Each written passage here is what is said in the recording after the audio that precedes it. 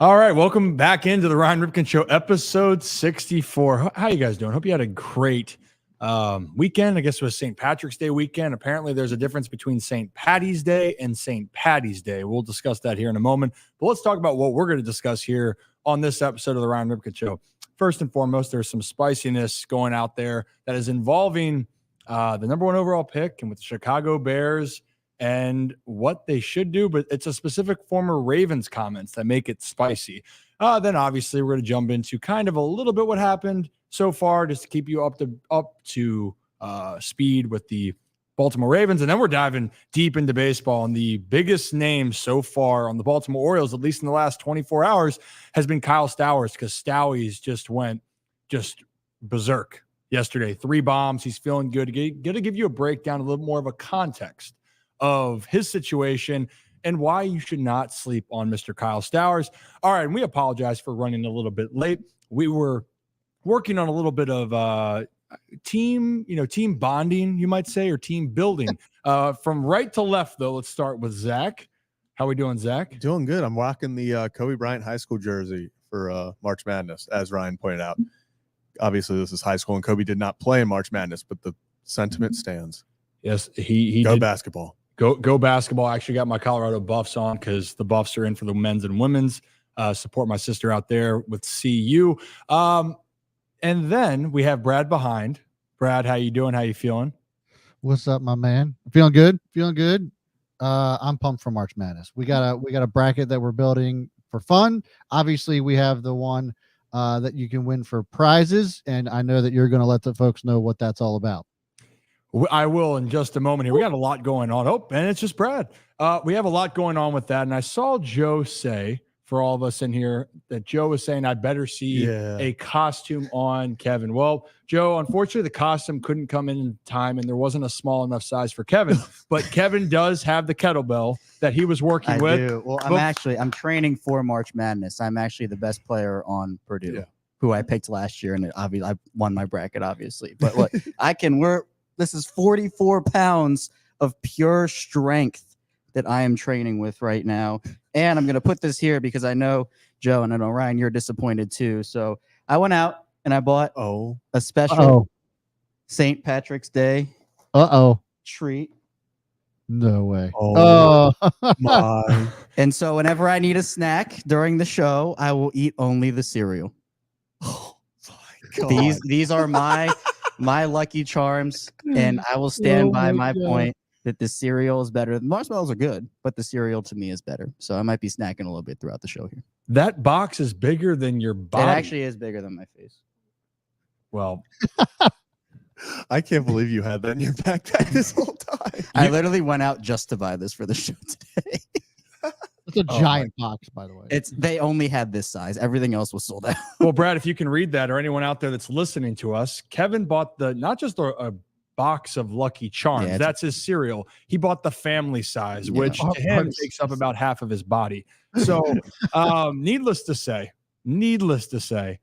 Kevin, we appreciate you. You're a good kid. You are going to get stronger. We know. I'm proud of you. Thank you. I think some people are wondering, we might actually do a little bit of, not a rip after dark. Maybe it's a ripped with Rip segment. We're going to get the whole team ready, working as we get ready to have our, they say it's, what is it? Like they say, what was the phrase last year is hot girl summer. We're working towards hot guy autumn. That should be our ultimate goal. Okay. Starts now before the baseball playoffs start. Got to get in shape. Exactly. All right. So why don't we dive in? And I think as we go along the show, as always, Brad, you are going to have some polls for our lovely guests that are tuning in on YouTube or on X. Yes, and I have one right now up, and this is an interesting one. I don't know, just kind of came off the top of my head. How many March Madness brackets do you make each year? 1, 3, 5, 10 or more? So far, everybody is tuning in. Most of the votes right now they're sticking with the one bracket they made. They're all in on that. So that's 83% of the vote says that they just make one bracket per year. I'm like 3 to 5-ish. Usually 5 is what I make, because I just want to see how good I can actually get. Because you make one, your brackets could be busted after the first round. You never know. So like I always like to have probably like around 5 is what I go for. What about you guys? Yeah, that's where I would say that's pretty much. I'm like 5-ish at 2. my biggest thing is like there are always certain teams like I want to pick to win. Like I always have one with UNC winning for really no reason, but I like rooting for them.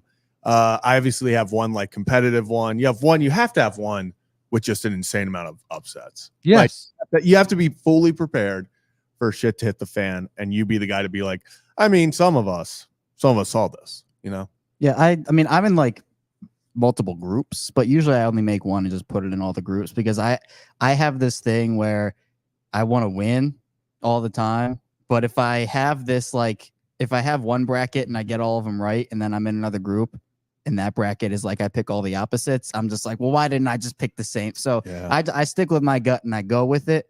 But I'm surprised no one has like done like a generator for like a perfect bracket where you just like someone just generates out literally every single combination. It's like millions of combinations, but I'm surprised no one's done. I feel like there is the technology these days to do it. Well, ESPN has a limit of 25 brackets per participant on like each of them. So that would probably be where. Yeah.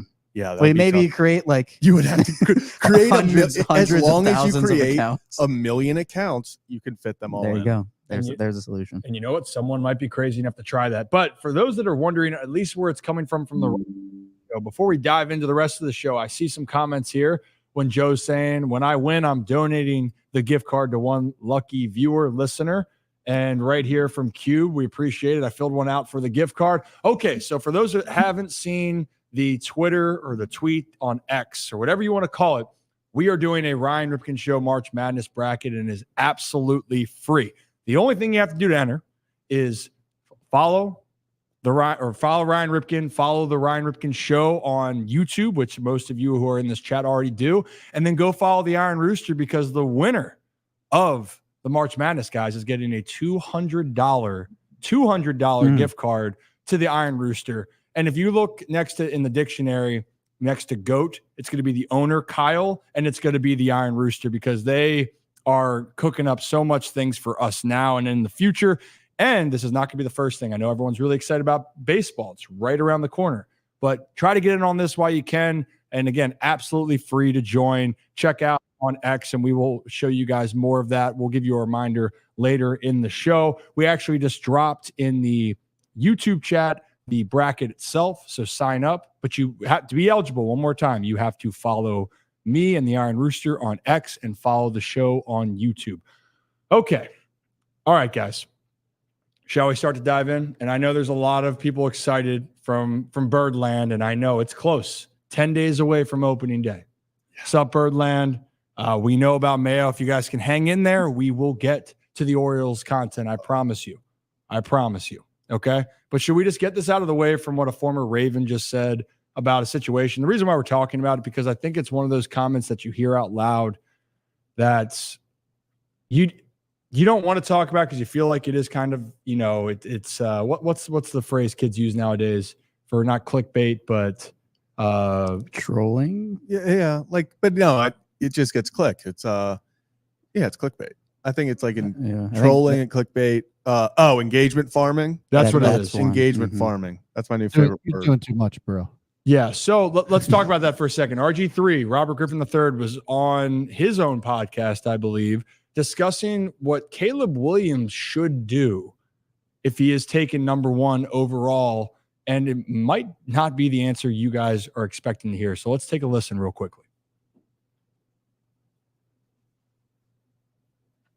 Overall, after everything that's happened with just Justin Fields, can Caleb Williams really look at that and say, you know what? This is the organization that has my best interests at heart, and they're going to help develop me into the player that I want to become. Caleb Williams is on record saying that he wants to be legendary. He wants to rewrite history, and he wants to be the best that he can possibly be and win the most games he can possibly win. After the Bears took Justin Fields, the 11th pick in the draft, and turned him into a 6th round pick in the 2025 draft by trading him to the Pittsburgh Steelers? Can Caleb Williams really look at that and say, you know what? Yeah, this organization is going to help get me where I want to go. I don't think it's saying that. Eli Manning had power in that 2004 draft. And he let the Chargers know, don't draft me. I don't believe in the direction that your organization is going, and I don't want to play there. He refused to play for them, even threatened to sit out an entire season if they drafted him. And they still drafted him. And the look on his face when he's holding up the jersey said everything. So what happened? The Chargers traded him to the New York Giants for Phillip Rivers, also a 2004 third-round pick, and then the first and fifth round picks in the 2005 NFL draft. What did Eli end up doing? He won 2 Super Bowls for the New York Giants. Had a great career. So, for Caleb Williams, don't get me wrong, guys. I thought Ryan Poles was having an amazing offseason up until this trade for Justin Fields, because you trade Justin Fields so you can get some players back to help your team out this year. Because Ryan Poles and Matt Eberflus, the head coach for the Chicago Bears, they're in a lame duck season. They have to win this year or they're going to get fired. And don't get me wrong. Hey, hand the football off to DeAndre Swift, throwing the ball to Keenan Allen and DJ Moore and Cole Kmet. Those guys are phenomenal. This ain't anything about them. This is about Caleb Williams and what team out there gives him the best chance to be successful. Only he can deem that. Yes, I do think him going back to Washington, where he's from, he's a DC kid, went to Gonzaga College High School. Okay, I think that's the best spot for him. But he has to answer that question. And if he says, all right, I see everything that's been going on, and now I can make the decision and say, I don't think that the Chicago Bears are the best place for me or my family to accomplish all the goals that we want to accomplish, then he needs to let that be known. He does have power right now, and he should exercise it if he feels like Chicago is not where he should be. All right. So a few things here. First off, I appreciate the opinion. Again, I am not one to say that I think it's crazy, it's ludicrous, but what I am saying is it felt like a moment of you have the power, it's a terrible situation. And didn't he just list off 4, 5, 6 reasons why the team would be a good situation for Caleb Williams to go in? By the way, Keenan Allen, DJ Moore, Cole Kmet, DeAndre Swift, a revamped defense, a revamped offense. Yeah. It doesn't seem like it's a really bad situation here, Zach. Doesn't seem like a really bad situation at all. And then I think what's funnier is he doubles down and says he thinks a better situation for him would be in DC, which I think is a way bigger just crap show right now. DC has a head coach that in a lot of ways people did not want. They have a guy who, if he does not succeed, a defensive-minded head coach, mind you that, a defensive-minded head coach coming in where players, it's not sure what's kind of going on in Washington. We have some players that think they can go and compete. Other players think they're in a rebuild.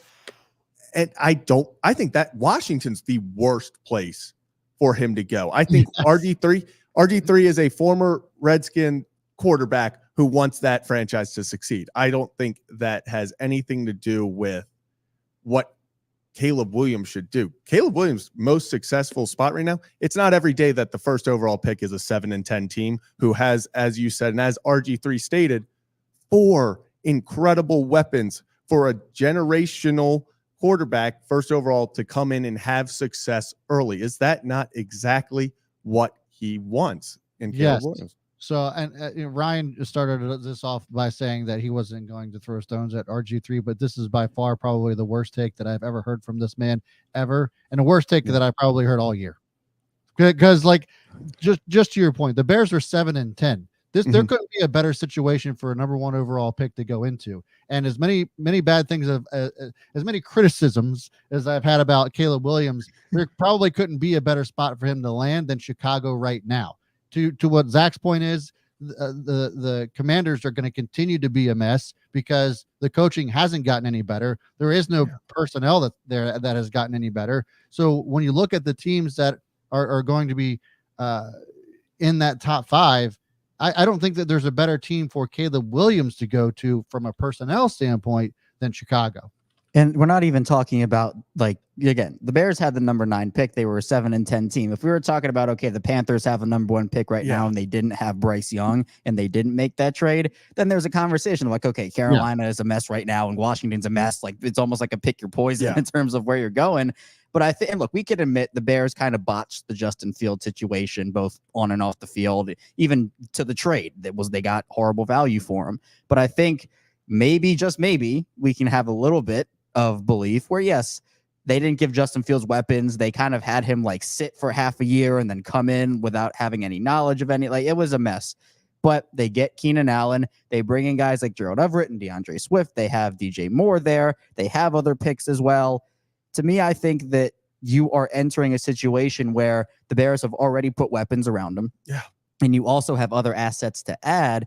Whereas with Washington, I think everybody's just making that connection because they need a quarterback and Cliff Kingsbury is there. And I just he's from there. Right. And I just don't think that, look, it'd be a storybook if it ended up working out. But I think there is a much higher likelihood that he succeeds in Chicago with what they're building right now, as opposed to Washington, where you're right. I just don't know what their direction is. And I don't even think they know what their direction is right now. I agreed with one thing RG3 said, and it's something that I said the second that they announced it. They should have gotten rid of Matt Eberflus, the head coach. I agree. That was a dumb decision by the Bears because they now do have a lame duck season. They do have a season where if Caleb Williams, like RG3 said, if he doesn't succeed and if they do fire Eberflus, now you're restarting again year 2. And now it's okay. He's got to learn a new system. There's a head coach. There's a new offensive coordinator. It's a Baker Mayfield situation. Exactly. I understand that aspect of it. And I agree. That is a crappy spot for a rookie quarterback to come into, knowing you have to save your head coach's job. I would have preferred them go elsewhere on the head coach, but that doesn't mean that Chicago's a bad spot for him. Yeah. Especially now. He's going to come in and take over. And we were talking a little bit before the show, me and Brad were, Caleb Williams walks into that division, I think, as probably the number 2 quarterback immediately. Yeah. I mean, I would say just behind Jordan Love. It depends on what the Vikings do.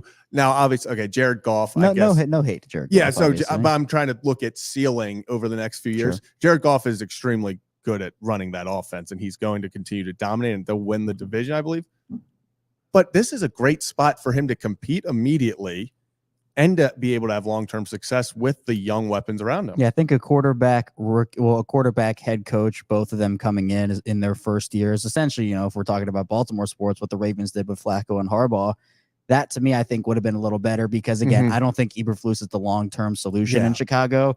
And to me, you're looking for a long-term solution at quarterback. I would have just reset the whole thing and said, look, we're going to implement our system. But that doesn't mean, like you said, that Chicago all of a sudden is a bad place because of it. They can Caleb Williams and that offense can still recover from that.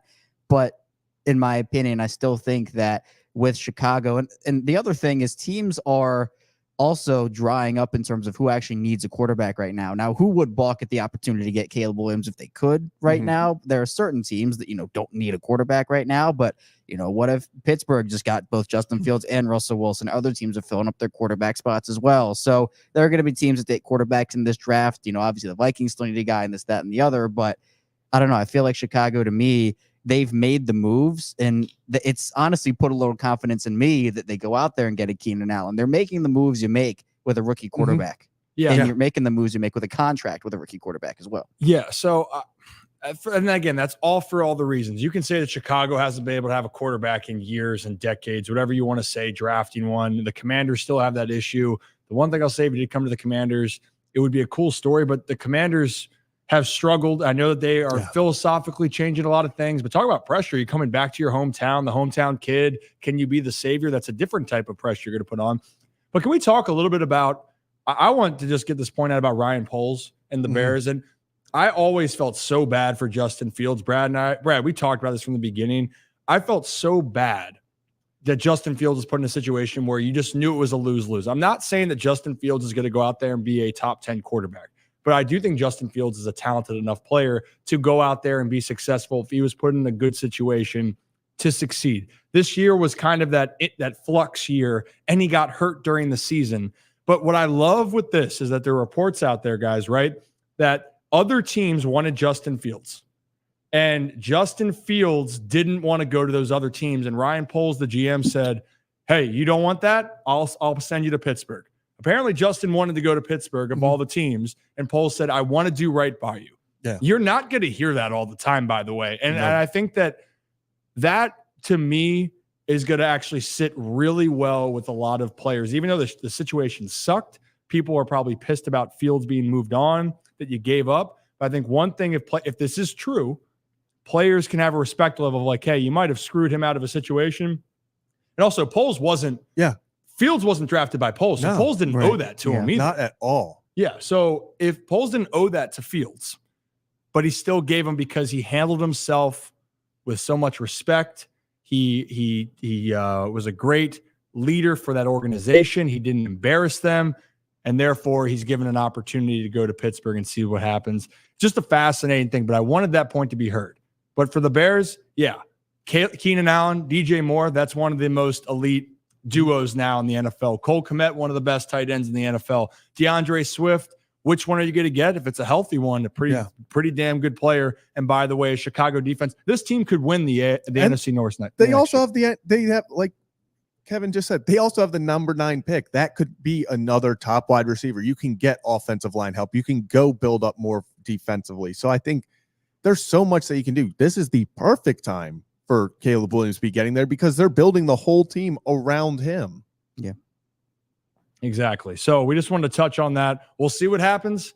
RG3, I get it, but I don't know if the Commanders is going to be that one spot I'd want to go to, especially with the fact of everyone. The expectations are high on both, but the Bears, tell you what, hey, if you're going to be a betting man, that might not be a bad bet. The Chicago Bears to win that division if you want to get a little bit spicy next year. All right, as we run through this kind of real quickly, then we'll go through the football news. Why don't we touch on just what happened Ravens-wise in the moment real quickly? The Ronnie Stanley had the cap clear move. Right. No, that's a clap. No, with the amount of a pay cut that he took for the Ravens, massive. I gained a lot of respect for Ronnie with that. Oh, and love that, by the way. And first off, I meant to say, if you do love this podcast, hit that like and subscribe button. We do this every Monday and Thursday. When baseball really gets going, we're going to have to change the schedule up slightly because we want to be able to give you all of the baseball content. We got a ton coming. 10 days till opening day. So hit that like and subscribe. If you're on X, hit that follow button. That would be fantastic. But Kevin, Ronnie Stanley restructures his contract. We already know that Geno Stone signed elsewhere. OBJ said his goodbyes. We appreciate his time in Baltimore, but it seems like that's not going to be a reunion. And then obviously Patrick Queen is going to Pittsburgh. It didn't bother me as much with all the comments with PQ. I don't know about you guys with him saying I'm the villain, then he's telling fans to touch grass. Hey, dude, I don't give a shit either way. I'm glad he got his money, but clearly that started to be a talking point, Kevin, on social media the last few days. Yeah, that's been the big one. So obviously Queen signs with Pittsburgh, 3 years, $41 million, and in his introductory press conference had quite a lot to say about the Ravens and was said, he was asked about staying in the AFC North facing off against the Ravens. He said, it's going to be weird, but I want to be that villain. I want to be that guy. I'm looking to do some stuff to them. And everyone's like, well, what stuff? What do you mean? And it's the mentality. Patrick Queen's always been somebody, he has a chip on his shoulder. We know that from his time in Baltimore, but it was essentially him talking about maybe just being that guy and stepping out of what a lot of people view as Roquan Smith's shadow and leading his own defense. And he ended up actually clarifying after the fact. Well, first of all, in the press conference, he said if he had any blowback from former Ravens teammates, that for the most part, it's really just the fans, but you wouldn't expect anything less. And that didn't mean like, oh, Ravens fans are so terrible. It was just like, well, I understand because I went from one team. So that one got a little bit of flack, but I just wanted to clarify what that meant. But then he said, about Pittsburgh, it's where I want to be. It's where I'm happy at right now. It's where I'm wanted. So everybody's talking about Patrick Queen, calling him this name and that name and this name and that name. So he gets on Twitter, I think it was Saturday night, if I'm not mistaken, and put out this whole thing and said, honestly, bro, can y'all just STFU now? It's not even that deep for us players until game week, and y'all can't understand the fact it wasn't up to me. I gave y'all everything I had. Now when it's time for me to do what I need, y'all hurt about everything I say. Go touch some grass and fill the void in your life. To one still showing love, even with the switch, this not to y'all. So everybody's like, what do you mean it wasn't up to you? What do you mean it wasn't up to you? So that can mean a couple different things, in my opinion. One, it can mean that the Ravens just didn't offer him the most money, and he told his agent, look, I want to go to a place where there's a role for me and where I'm getting off, because he was looking for his first contract. I don't even think the Ravens offered. That was the other thing. The second one was, well, maybe the Ravens didn't even offer him a contract. And Geno Stone said something similar.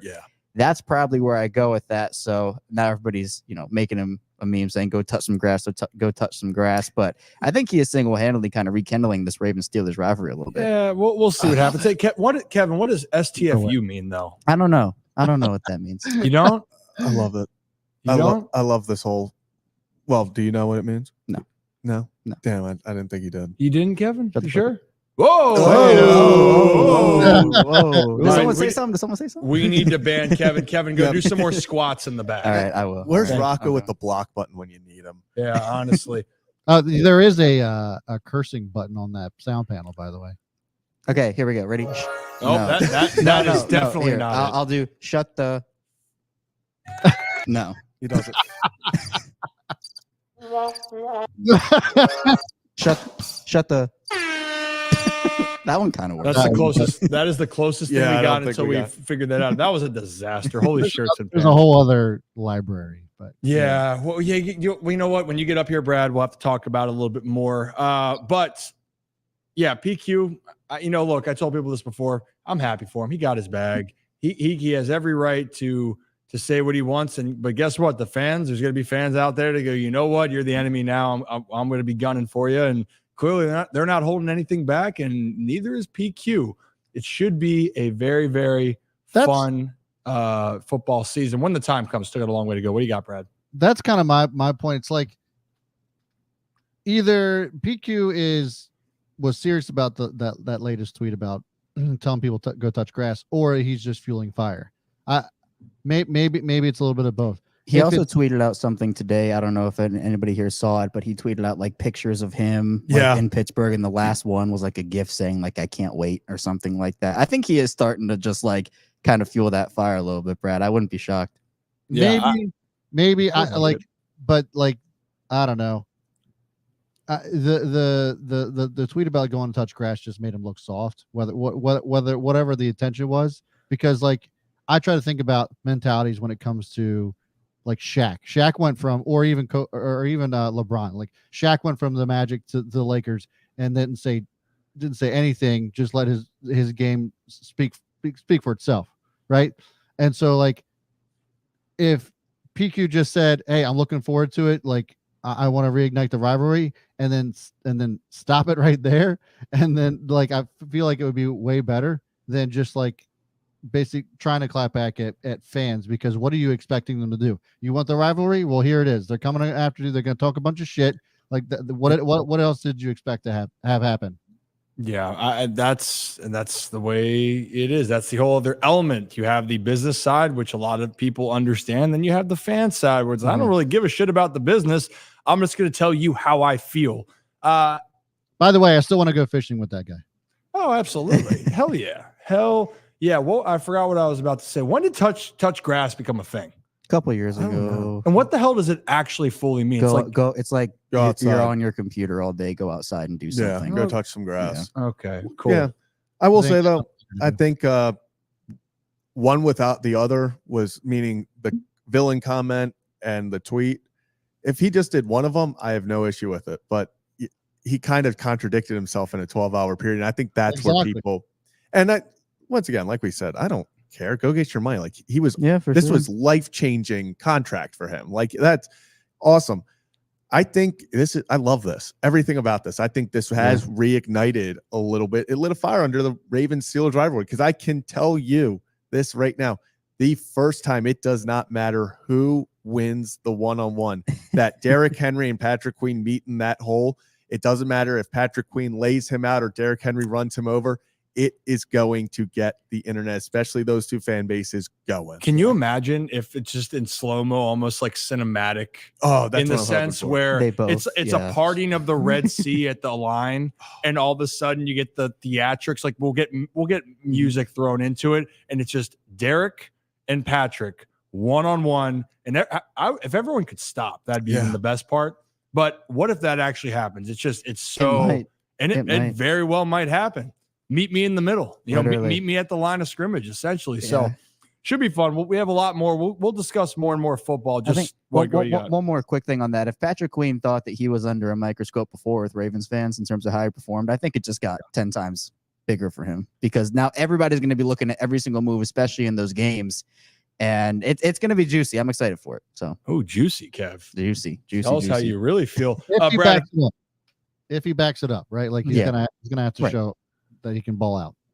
walk the talk, talk and walk. Brad, you got another pull up because I'm seeing a lot of things about. I'm so confused right now.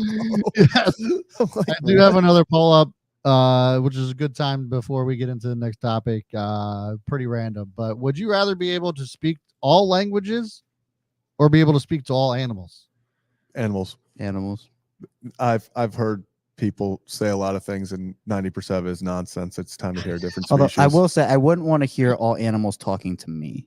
I feel like that. So would you get don't want to be annoying. Dr. Doolittle. No, Yeah. I feel like I just. Do you know what it'd Dr. be- Doolittle is? Yes. Okay. Have I seen it? No. Oh God! But I know what it is. Oh my So that God. should get me points. Sure. Thank Okay. Okay. What? But that's what I'm saying. Where like if I could hear all animals all the time, it would just get crazy because it would be nonstop. Mhm. So I'd want like a switch that I could turn on and off for like animal Oh. translation. Quick question: can the animal hear me? Like, so can I communicate with them? Yeah, so you Yeah. can speak to all animals. That's what. Yeah. Oh my God, I being can do. dogs with a dog. But so I'm a little afraid what Ollie would say all the time because that dude gets horned up when he sees some cats. But What about Tyler Wells' dog? oh goodness gracious. Real quick, why in all these things I'm always the one leaving in these contract negotiations? Every single time Joe talks about someone leaving the podcast, it's Zach, when Zach's contract's up, he's getting traded or he's leaving. It's always me. So, do I give up the KD vibe? Sure. Yeah, okay, Definitely same. Well, you are wearing the Kobe jersey, and Kobe Loyal. was a Laker for life. Thank so you. That is. You see, Joe? So far, 23 votes are in. 39% said they'd rather speak all languages, which I thought this is. I mean, I thought that we were going to see a lot of talk to animals, which we did, but 40% ain't bad for speaking all languages.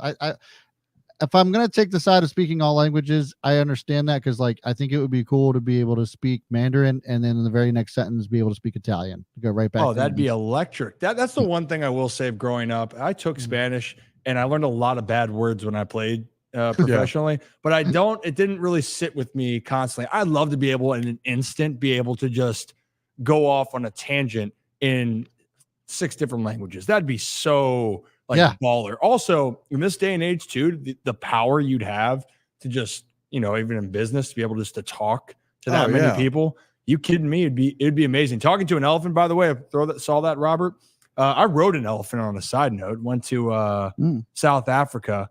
Thing got excited for like something in a tree. Its nickname was Free Spirit. I would have loved to hear what Free Spirit was thinking when it went charging at this fucking tree. And I was on top of it going, all right, well, is this it? Is this the Free Spirit? Is this, yes. Are you about to? That's how I go out. or also, we went, so a quick story time. I was on the, I think it was the Zambezi River maybe it was in Zambia. I went with a family trip.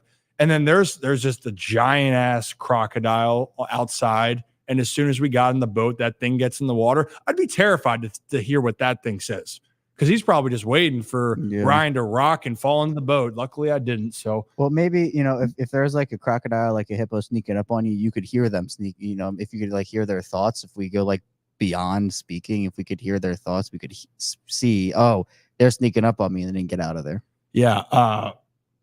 You know what, Brian? Boys, what the hell are we talking about? Sometimes we don't know. But the question in the poll was essentially, would you rather be able to speak all languages or to be able to talk to animals? And obviously, as you can see, I don't know where we got to, but we got to something really crazy like we did. If you really want to if you want to have more what the hell moment, you should listen to the last episode. We talked about our starting 5 Mario characters. All right, if you're new to all this, hit that like and subscribe button. If you like us for the most part, we love all of you, even if you don't feel the same way. But we have a great audience. You guys make the show. We do this every Monday and Thursday. If you're on X, hit that follow button as well. All right. We'll keep moving. We're going to keep on moving along. I realized an interesting topic would be the whole Justin Fields being compared to Lamar Jackson conversation, but we're going to table that for right now. It's okay. How about a cool thing as we get ready to ride on our Adams Jeep? Before we do, because this is some Maryland news, which I think was amazing because of March Madness here. It was the Lady Terps got into the tournament, right? Mm-hmm. But it wasn't that they just got in. Guys, they were what? The last team, Zach? Yeah, the final team in. So usually not something you think about when you think of the Maryland Lady Terps. It's been basketball. You're like, oh, yeah, it's a down year if they get a 3 or 4 seed. This was not one of their best years, and they fought until the very end and had a great run in the Big Ten tournament that ultimately pushed them over the edge and got them in. And it certainly did. And Brenda Freeze, legend in the game, and our friend of the program, co-host of the program, and we have Mini Rocco to the left of Zach right now. Yeah, bring him on in. There he is. Pick him up by his nose like that. Drop him. There he goes. Okay, why don't we show the clip of Rocco speaking with Brenda Freeze after they got the news that they were dancing for this March Madness. And waiting throughout that whole show.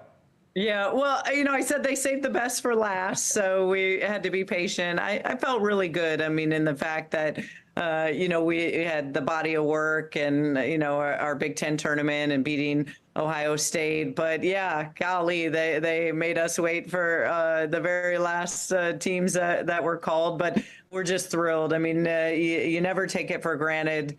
To be, our 14th straight NCAA tournament appearance, 20 of my 22 years here at Maryland. So we're excited to be going to Cali and playing Iowa State in the first round. Hell yeah. Let's get Rocco off the screen, but hell yeah for the women's basketball team down there in College Park. Super stoked for them. And you said it's been consistency that they've just, since Brenda Freeze has been there, that team has been in the tournament. They've been one of the best teams in college basketball. And even though they were stressing, nobody panics, stay calm. The Lady Terps they're in, and hopefully they can get hot, guys. That's all you can ask for is a chance. You're telling me there's a chance? Yeah, there's a chance. The only thing that you need is an invite to the dance. That's the only thing you need. And Con, you're right. Let's go, women's Terps. Brenda can bring it home, no doubt. Long road, but it can be done. You're damn right it can be done. It's a game at a time. Just make one upset at a time. We watched NC State just win the Big Ten or ACC tournament in men's basketball. 10 seed, 5 days, 5 games. They won it all and stole a bid. It is not impossible. Just go play your game one day at a time. They've won more games in that arena than the Wizards have. So which is in the 5-day span. The ACC tournament was in DC. The NC State did win more games, 5, than the Wizards have at home this year, which is 4.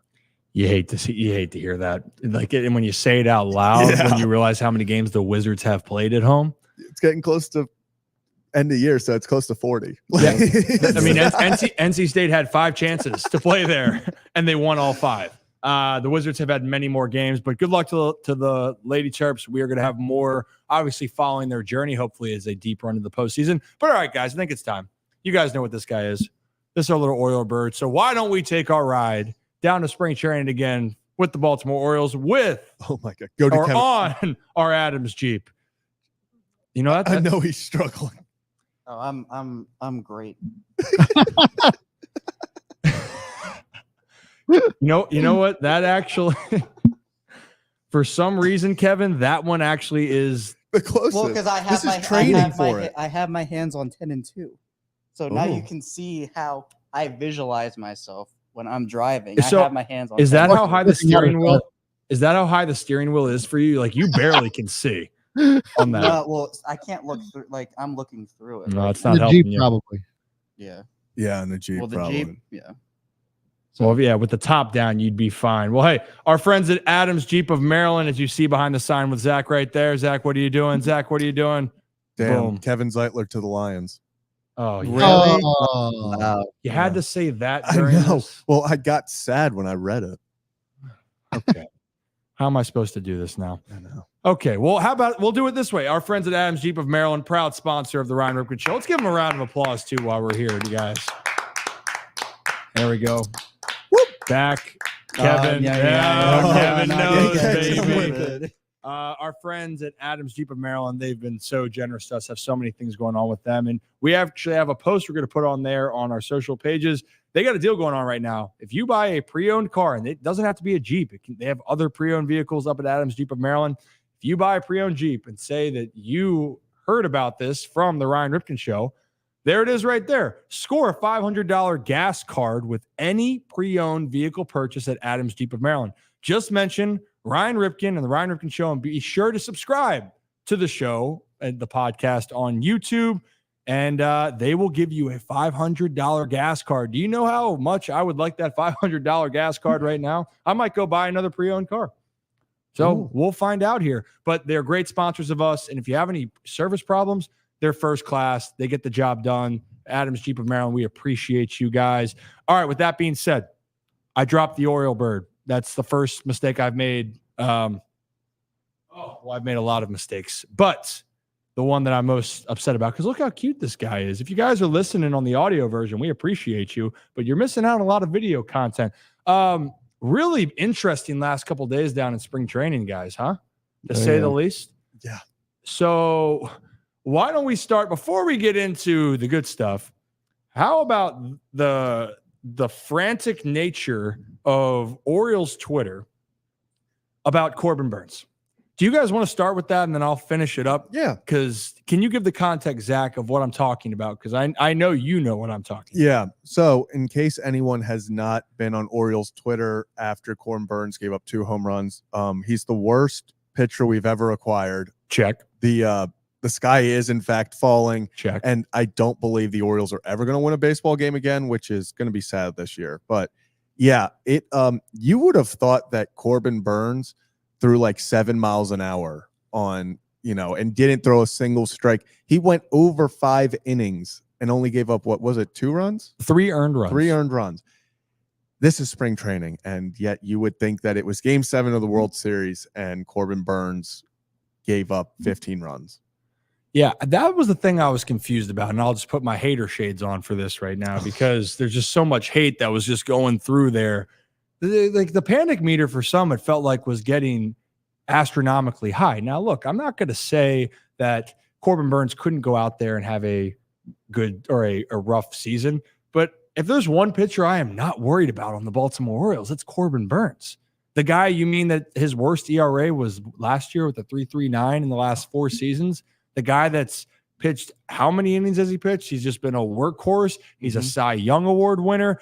And by the way, his spot's already reserved. So this is the part I want people to understand. Each person goes into a spring training with a different motive and different objectives. Some guys are trying to make the team. Some guys are trying to make the best impression. And then there's other guys that are just trying to get ready for the season and work on all the shit in the offseason that they want to focus on during spring training because they don't want to be working on this during the season. And Corbin Burns is one of those guys. His spot is solidified. He's the opening day starter. And he's earned the right, looking at his pedigree, to go out there and keep working. What Corbin Burns is trying to do, he's trying to get used to his catchers. He's trying to get used to the new environment with the Orioles. Oh, and by the way, he is trying to work on what else could be something that's beneficial for him as the season progresses. And by the way, I really thought when I saw the tweets, he gave up 8 runs, 9 runs. Yeah. He gave up 3 earned runs in 5 innings. And if you said Corbin Burns went out there and had a bad game and gave up 3 earned runs, I'm going to say, well, damn, I hope he has, if he has 30 starts, I hope that half of them are just going to be like that, where he can go 5 or 6 innings and give up 3 earned runs, because he's going to keep you in a lot of ball games if he does that. Yeah. And I think the funniest part is, like, I don't even believe the game was broadcasted. So these are people were freaking out over updates on reading tweets on how Corbin Burns was doing. So it was so funny to watch, because after the 2nd inning, I believe, is when he gave up his 2nd home run. That's when should we be concerned? What's Blake Snell's number? Why is Jordan Montgomery not an Oriole yet? There were all those tweets. After Corbin Burns left, the media, the Rock Cabacos, the guys who are there watching, all of their headlines for their stories were Burns impresses and Orioles win. And I was like, did he have the worst game of his life, or did he impress? And that's the difference. When you're there, I believe they said the 2 home runs he gave up were off pitches that he hasn't thrown in a regular season game in over 2 years. He's just trying to see what he has right now. And the guys took advantage. He clearly did not have that fastball yesterday. He was seeing if maybe that's something he could work on. He's trying to see what he has a feel for. He can now, what did he learn? Don't throw that pitch in the, okay, we're not putting that in the repertoire. Right. I mean, this is exactly when you want to experiment with stuff, right? You don't want to experiment it in October in a postseason game, or during a game that means something in the regular season, before the All-Star break or something.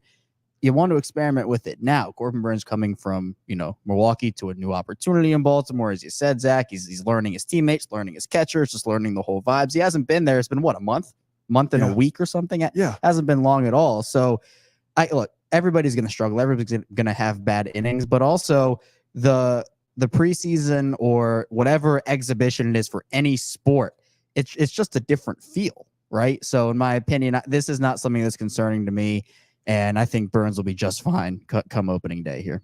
Yeah, and just to point things out here again, Corbin Burns, he's pitching on a contract. I saw a lot of people saying this. Tom, I saw Robert mention it earlier, but Tom's comment here, you got to think Corbin sees this season as the most important season of his life. Yeah.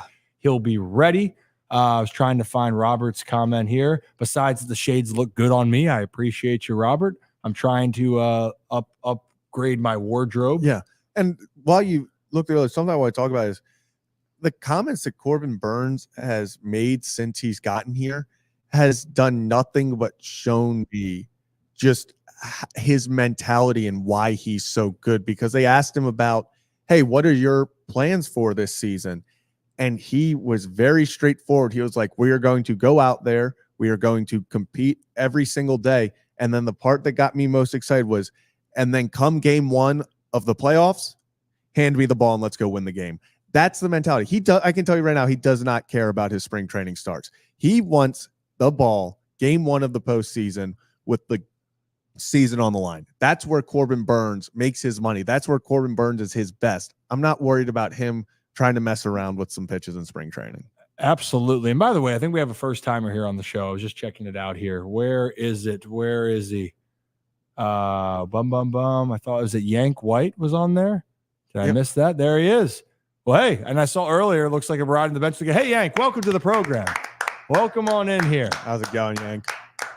Look at Kevin's even keeping his clap going. We appreciate you being here. Hey, Kevin, can we get the cereal pick? Yeah, can we get a cereal update? Yeah. Oh, yeah. Engravens. What's up, Engraven? Yeah, so I'm not wearing a leprechaun costume, so to make up for it, I went out and I bought the they only had the family size. There was literally not another option. So they had dragon marshmallows, which I didn't end up getting the dragon marshmallows. They also had, I think they had a Spanish version too, but I didn't get that. I got the English version of Lucky Charms. You probably would have if you knew how to speak every language. True. That's true.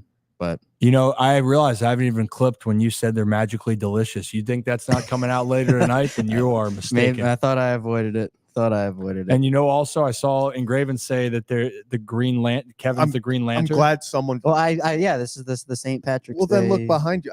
I turned those lights green for St. Patty's Day. I was hoping someone knows. Thank you, Engraven. Thank you. And this is why we do it, for these little things, these little antics right now. The last thing to keep going with the spring training, by the way, and this is why I want to give the context, and we'll dive more and more into other players in the Baltimore Orioles.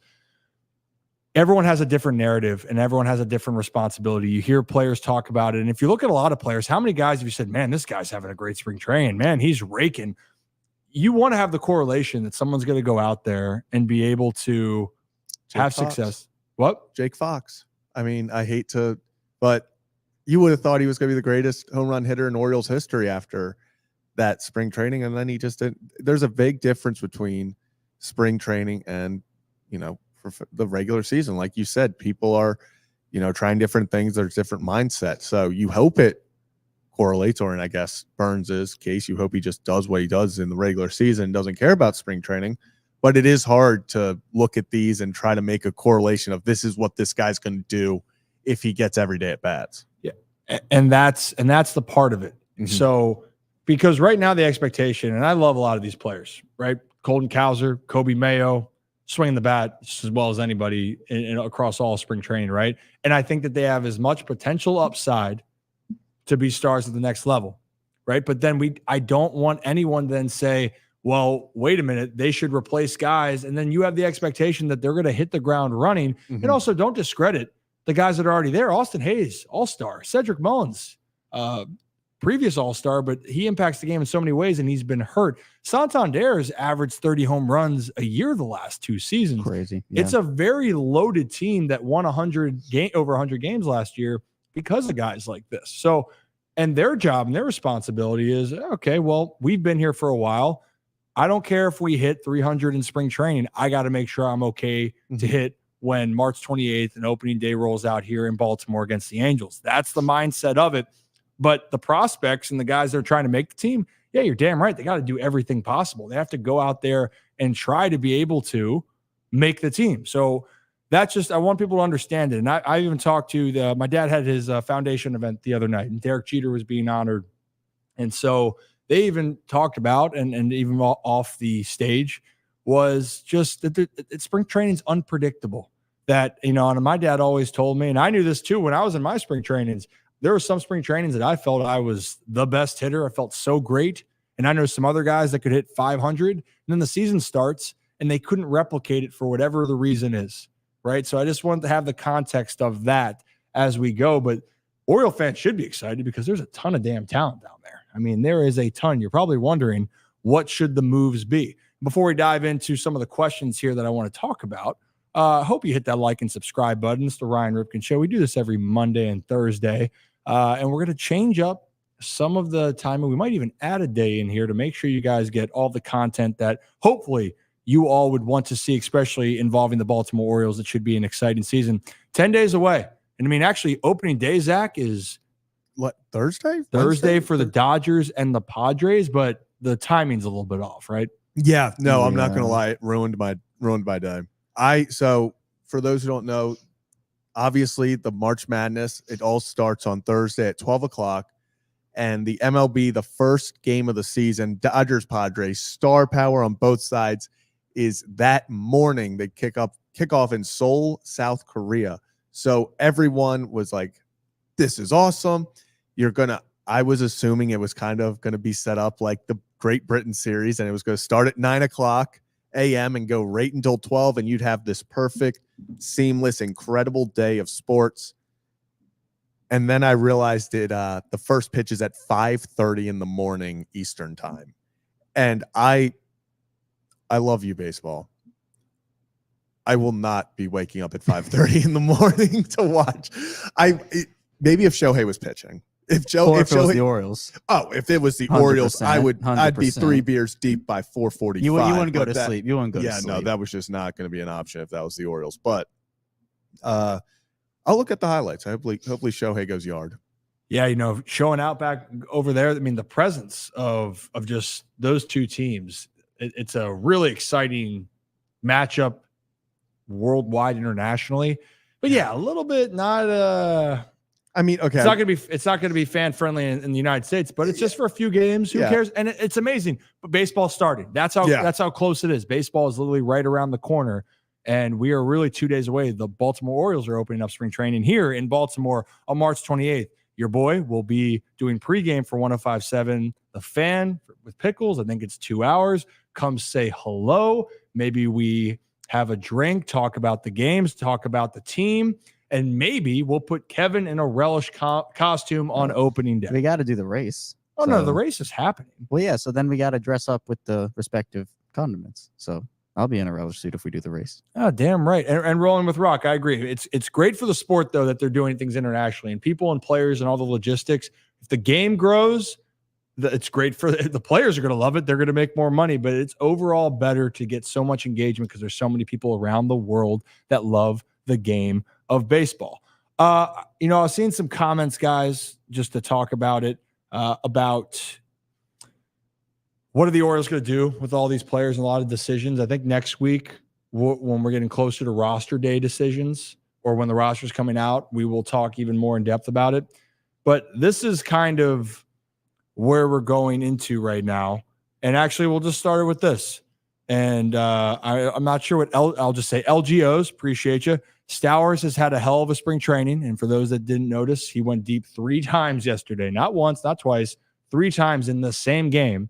But I just don't know how you fit him on this roster, nor do I see him continuing to see the results he has had in spring training going into the regular season, right?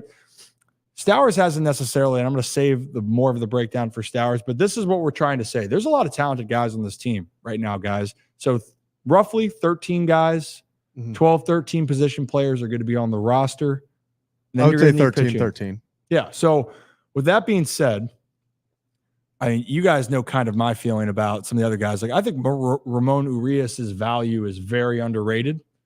And I think that the Orioles still love Mateo. There might be some decisions already made before anything's even said and done. And I'm not saying that's necessarily fair, but when you're looking at a guy like Kobe Mayo, super talented guy, he's not going to be a utility guy. He's going to play third or first. So who's playing third or first in the big leagues right now? Westberg and Ryan Mountcastle / Rhino Hearn. And that's and then if he's not playing shortstop, Gunnar Henderson's playing third. Mm-hmm. So that's that first comment here. Ryan McKenna is always interesting. He's out of options.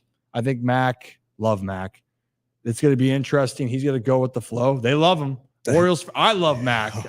I know O's fans feel differently, but I love me some Mac. I think I've grown into just one of the biggest Ryan McKenna advocates just because some people on Twitter hate him so much.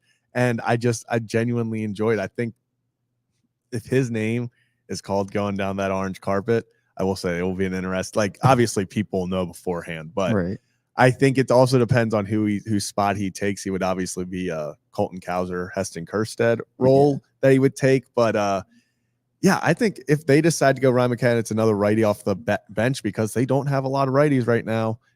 So it'll be interesting to see what happens. Yeah. And also I would like to just throw out there, because this was a comment. Now, Don, I'll get to you in a second, but Orioles Birdwatcher was explaining about the other case we just talked about with Urias. He's good. He belongs playing, but Westberg is what Urias is, only younger with the higher ceiling. Urias is surplus to requirements, even as a bench option. Hey, I think Westy is very versatile, and Westy's got a ton of upside. Wouldn't be surprised if Westy hits 20 to 30 bombs. Like that's just what I believe and what I've seen with him. But I was telling people earlier, this young players, when you play every single day, it's hard to then learn how to not play every day. That's why Ryan McKenna, when people can get mad, McKenna wasn't playing every day, but he would go in there when he was asked and he'd be productive, maybe not to the level that everyone would want him to, but then ask some of these younger guys, and we've seen the results when they haven't played. That's a hard adjustment when you are the guy in the minor leagues to now you have to be what piece fits. So in this case, we saw that last year in the past with Kyle Stowers. Talk about that in a little bit. Colton Cowser, same thing. Ramon Urias learned how to play that role. Yeah. Ryan McKenna learned how to play that role. I'm not saying that they're going to both be on the team, even though I think Ramon will. I do too. But that's my example right there. They understand at the age that they are at to be able to adapt and be successful. And I think Jordan Westberg, personally, that dude needs to get his at-bats. He needs to play. Yeah. I want Westberg in the lineup.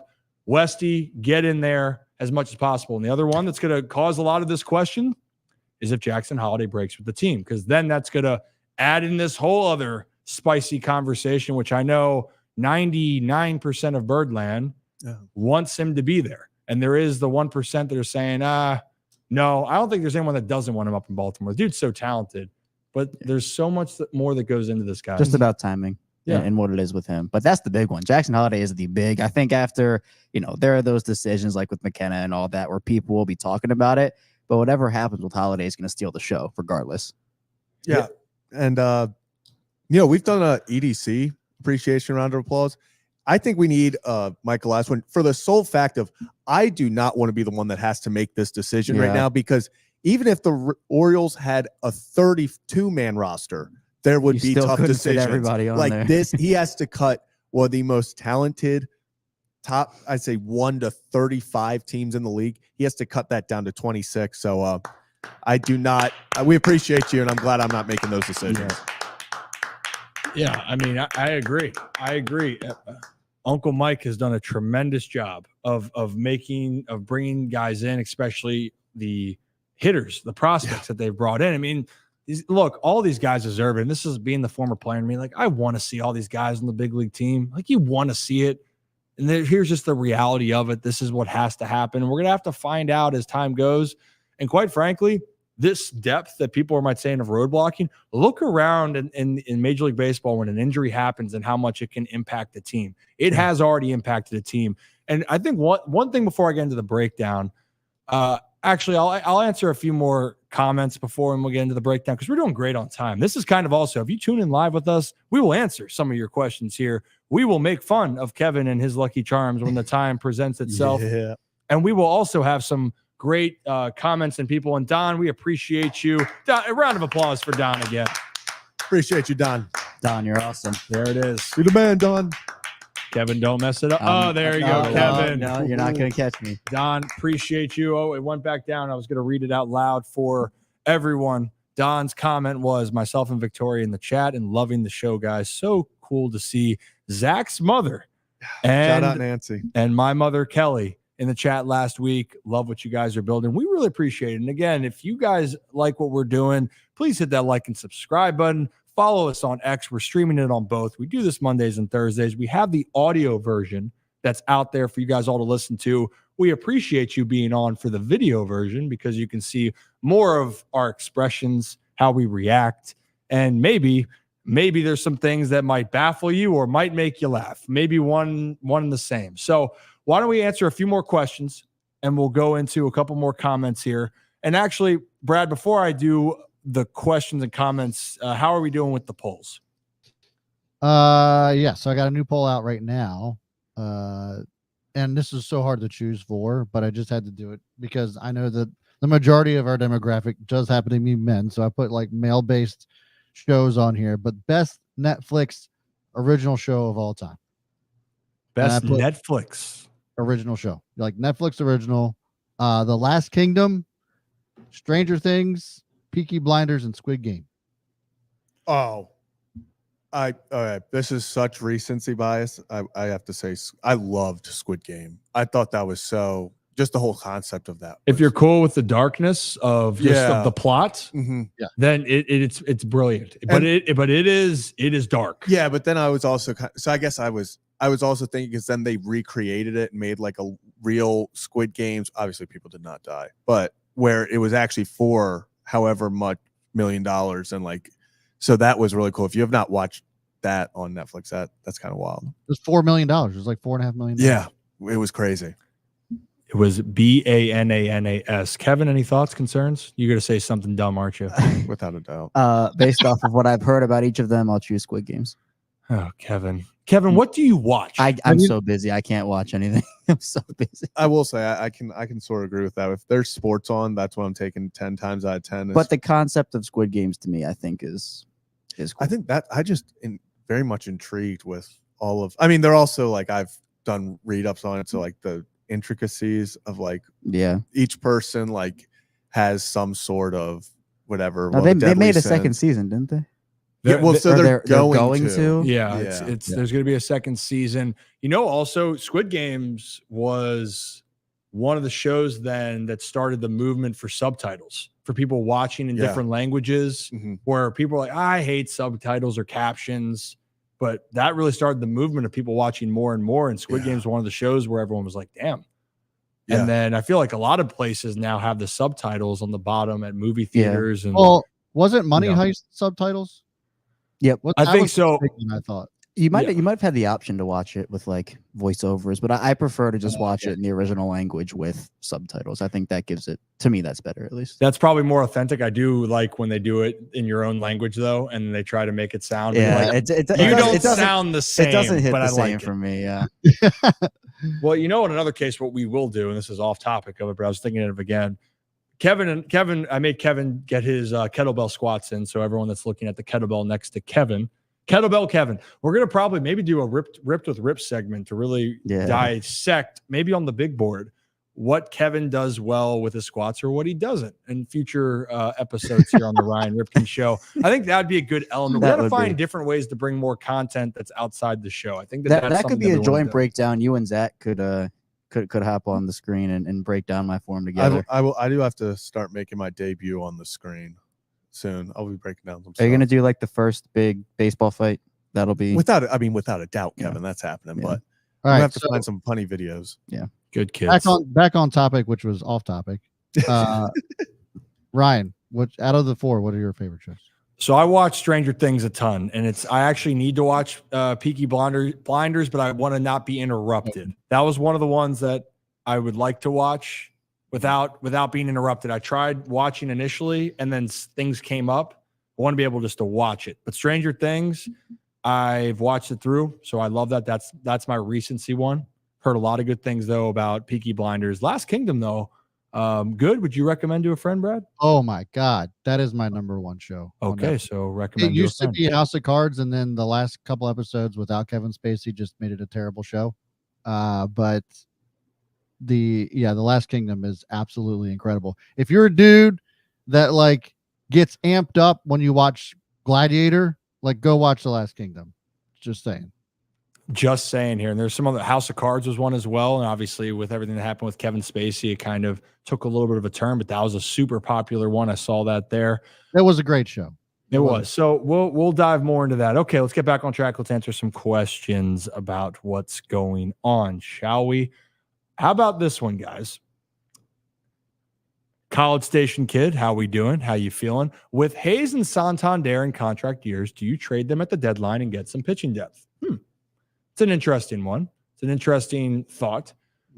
Personally, it's definitely be on the table, but I think it's kind of how the progression of some of these younger guys when the season starts, because as much as we just were talking about, as exciting as it is for these young players, how much drop initially, if there is some struggle, to guys that are playing at a certain level. And Austin Hayes and Tony Taters have played at a certain level for this team and also have a leadership and veteran component right now that was a big, there's a lot of reasons last year, but they were stabilizing forces last year for the guys. Are you guys with that? Do you guys see it differently on the Ravens? Kevin, I'll start with you shaking your head. Yeah, I think that you just have to see how it goes, but I also think there's they've had value for years for this team. And I think that with guys like Stowers and Kauser and all these younger players, if you move, and I'm not saying, people are saying trade them right now, like tomorrow, but if you move them early in the season or at the deadline, you get that pitching depth, and all of a sudden a guy hits a slump and you don't have a guy like a steady veteran who you can reinsert in that lineup,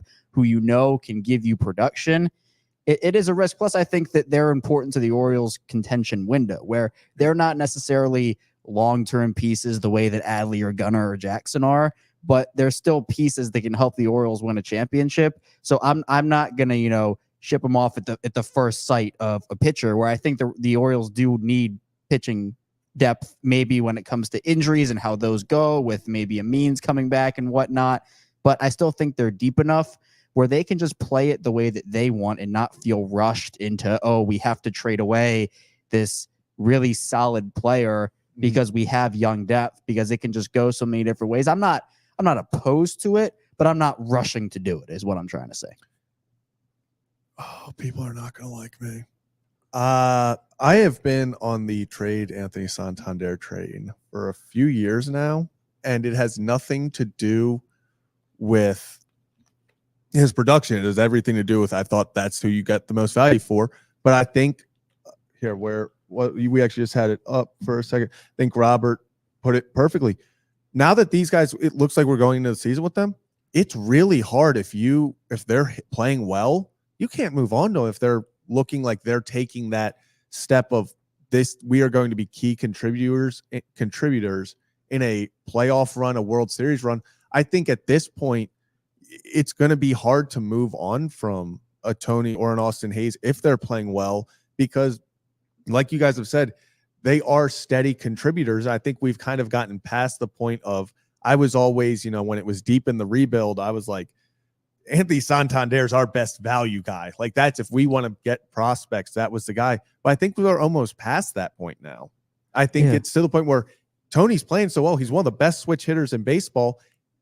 If you can't get a pitcher that can help you immediately in the now, I just don't think it's worth it. Yeah, I mean, I saw people even having in the rebuild that conversation about Mullins, and it's like now we were not even having that conversation because he is that valuable. So it's a balance, because the Orioles window is now and it's also 10 years from now. So you have to balance out how much you want to go for it right now in 2024, which I think they absolutely should go for it right now. But you also have to balance out, okay, Santander's not a 10-year down the line piece. Hayes is not a 10-year down the line piece.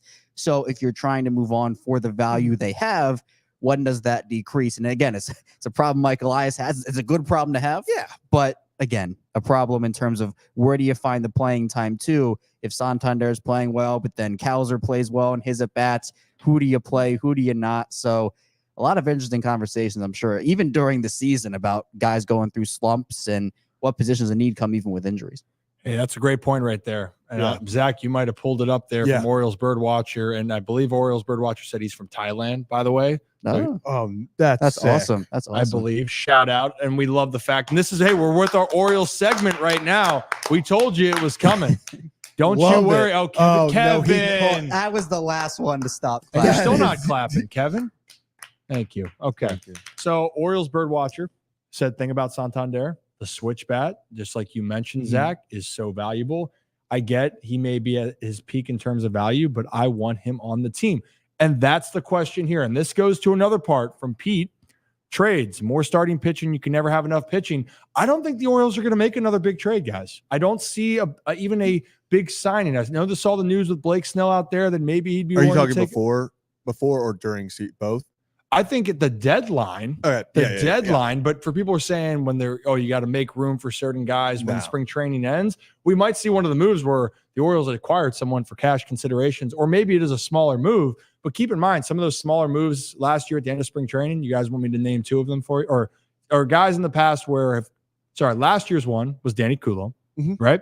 Yeah. The years past in deals that the Orioles got where you might have overlooked it. And this was, again, in the summertime, though, but Ynier Cano now has become a guy in your bullpen.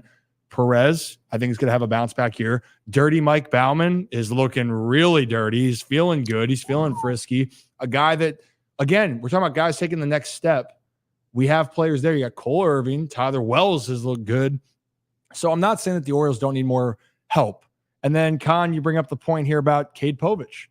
And he is a very talented player. I don't think he's going to start with the team. I think he still needs to be more seasoned. He's very raw. Kind of in a way reminds me in certain cases with DL Hall as far as electric arm from the left side. Not saying that they're the same profile, but just saying the electricity. But that's an option you have waiting down there in AAA. And I think that the Orioles are going to start to value that. But if they're going to make a move going into spring or opening day, we're going to see a move kind of like that, what we saw of getting Danny Coulomb over. And Zach, what you got? I just wanted to clarify real quick. It does about 5 days ago, Povich was reassigned to the minor league camp. So it does not look like he will be starting with the team. Well, that's a guarantee if he's reassigned to the minor league side. I didn't realize on when they made the part of it, but that would have been the one that was so.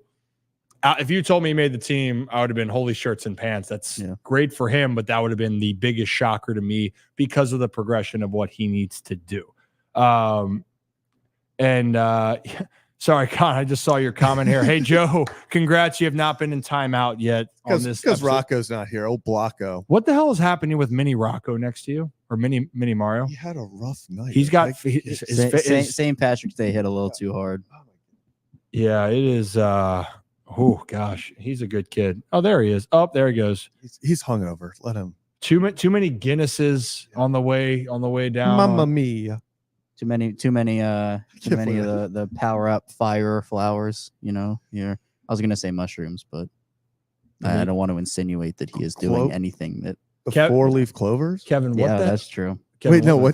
What were you referring to? No, the Kevin, like the Mario power ups. Oh, okay. Yeah. Okay. Yes. Okay. Like the green. I thought you were making a St. Patty's Day thing. And I was like, what? No. What mushrooms do you have on St. Patty's Day? Kevin was trying to allude that Mario was doing drugs. That's what he was trying. It didn't land the way I wanted. Mario is doing shrooms next to us on the live stream. Look at him right now. He kind of looks like it at this moment. He's a good kid. Well, you know what? He's enjoying himself. He's relaxing. I think that there's so many more moves that continue to be out there. And people are saying, what teams need outfielders now? Hey, there's a lot of teams, and there's a lot of that's the Orioles are going to have to make a decision at some point what they want to do. Again, if they don't have to be in a rush, they're not going to do that. And I know people looked at that Dylan Cease trade and went, why didn't the Orioles go and make a move? We could have offered them. The Orioles didn't want to give up some of their big guys. And they could say, well, that team got pitching prospects. The Orioles don't have a lot of pitching prospects. If the Orioles, in my opinion, were saying, hey, we're going to give you Kobe, Mayo, Sam Basayo, Jackson Holiday, one of them, the White Sox would have been in automatically. That's just my opinion. Based off what they got, yeah. So, So that's just something that we wanted to at least comment on as we continue to go through the show. He has. he has Lamar Jackson has thrown out the first pitch. There are before. pictures. There's picture proof. Yeah. Yeah. I made it my profile pick like 2.5 years ago for like a week. That's the only reason I remember. Yeah, and I think he was wearing the number 8. And Mhm. I had people message, or I guess it was people brought that up to me or said to me in the facts, like, how do you feel about Lamar wearing the number 8 Orioles? I was like, and I think it was actually something where that same day he took a picture with the cow statue and like wrote something about like, thanks for allowing me to borrow the number for a game. Do we know who's thrown the worst first pitch in Orioles history? Is that like, is that a thing? Is there like a 50 Cent moment? I'm trying to think. That's such a great question, Kevin. Because I think it'd be really, I mean, it's fun. It's just funny first pitches, or you get me on that field, I'll give you a funny first pitch. You know what? Turn around, throw it in the outfield, dude. Just go. For all of our listeners out there, if you guys could actually write in and show us or tell us maybe one of the worst first pitches you have seen in an Orioles first pitch. Not there's a ton out there, but maybe that'd be a fun segment to get everyone involved. Maybe we'll do something fun, maybe a quick little giveaway there to talk about it. Well, if you guys are tuning in, appreciate you guys. Hit that like and subscribe button. It's the Ryan Ripken Show. Guys, we're actually having some really good audience turnout on YouTube right now, where X has obviously been popping with it. We appreciate you all. Love the questions. Yeah, we really do love the questions here. Maybe we do one more, and then I'll get set up for the Kyle Stowers breakdown, because I know that's a hot topic that people want to talk about, especially for how he is swinging the bat, specifically yesterday, how he was swinging the bat. And Pete, we appreciate you. Great show, guys. Well, we're trying our best. You know, it's hard in here, but that's why we're putting in the work. Kevin physically put in the work with that kettlebell. Oh, yeah. Oh, you want me to do it now? Lift the kettlebell, Kevin. Yeah, lift it up, Kevin. Oh, gosh. Oh, don't fall backwards. Don't put it on your head. Okay. It gives me support, but I can. Oh, look at that, Kevin. And see, this is what we need. There we go. So we can throw that up on the monitor a little later if we want and break it down. We're gonna have out of context Kevin videos coming soon. Can't wait for that. That's gonna happen here. Maybe Zach, you see one specific question? Yeah, I will actually talk about this that just popped up. Do you think the bullpen needs another left-handed pitcher after the DL Hall trade? I don't. I think the Orioles, we talked about Cionel Perez, I think, is going to have a big bounce back year. You have Danny Coulomb. I think I wouldn't say that necessarily the DL Hall was the reason. Maybe because of like Cole Irvin potentially being a starter now, at least to start off the season. Maybe, but I think all in all, they are pretty happy. I don't see them adding anyone, in free agency or via trade, at least before this season. I think they're pretty set with who they have. Yeah, I think they like their guys, essentially, is what it comes down to. Speaking of, Buck Showalter back with MLB Network. Yeah, I saw that. Good for him. Yeah, I like that. I like that for him. I do too. Hey, Buck's a great guy. I think he is really developed such a relationship with Baltimore. Zach? And I think real quick, the big Rip you've talked about a few times. Everyone's loving Keegan Aiken down there, and I think he is going to have a big season. He looks great. He's healthy for the first time in, I believe, over a year. He was struggling all last year with health, and now I think he's kind of that guy that they expect to step in there as that third lefty out of the bullpen. Yeah, I mean, Keegan, a lot of people want to rag on Keegan and say he was terrible and all these things. Keegan was really banged up last year. I don't think people understand when you're not healthy what's going on, and you're never going to understand fully out there what is happening, but everyone's going to be judged on how you do. It's a performance-based business. So if you're not playing well, they don't really care if you're hurt. They're going to say you didn't perform. That's the reality of it. Keegan's healthy. Talked to him, seen him. He looks good, same attitude. And so far, he's done everything he's supposed to do to get ready. And College Station kid, right there, Hyder's comments on Aiken has me super excited about the kid. I got to see him firsthand, and I've known Keegan for a long time. The dude knows how to pitch. I think he finally established what he was doing in 22, 23, obviously a very injury-plagued season. And now he seems to be right back to that lefty form. And then you got a guy like Cole Irvin that maybe he was going to be in the starting rotation as well. Probably will at this moment if they go 5-man. Nick Vespi, completely well, so it's probably because he cut his hair. Nick, if you're watching, that's probably why I forgot you, because you hurt me when you cut your hair.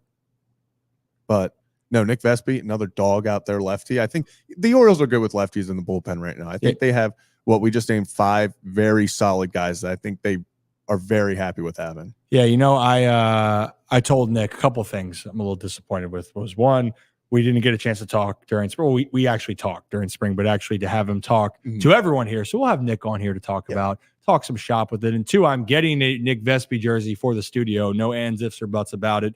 Nick, please, thank you, and we appreciate you. It's actually not, it's just in advance because you're going to do it, whether you like it or not. Vespi has been one of my teammates.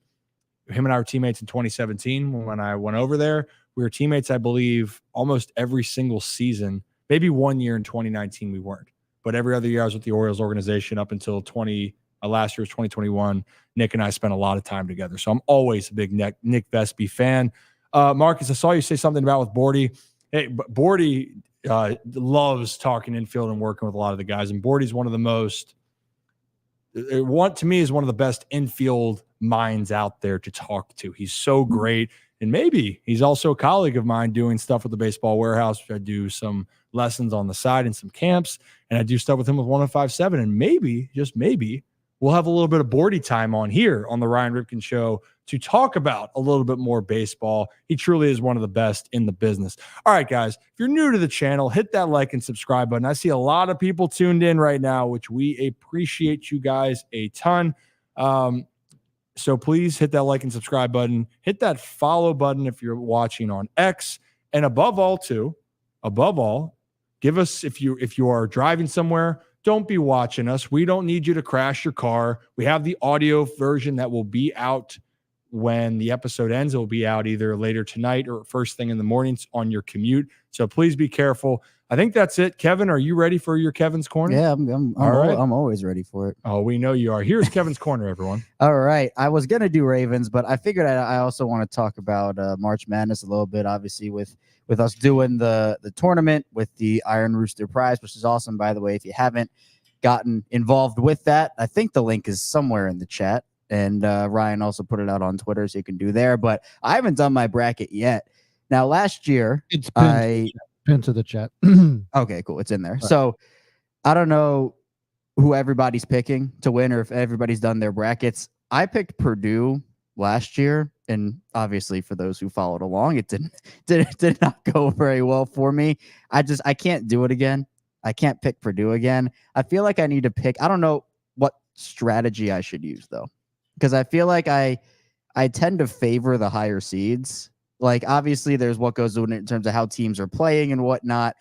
But I don't know, because this college basketball season has been so crazy with upsets in general. I mean, I feel like I don't even know if 3 of the 4 1 seeds are going to make it maybe out of the Elite 8 this year. I don't know who I'm going to go with. I see College Station kids saying, let's go Texas A&M, be bounced in the first round or make it to the – that's what it is. I mean, literally, it's – these crazy runs. I don't know who I'm going to pick. I've always kind of favored towards Arizona a little bit. They're a 2 seed this year. I don't know. Dayton always seems to make some noise. I remember the Creighton Dougie what'd you say? That's who you picked?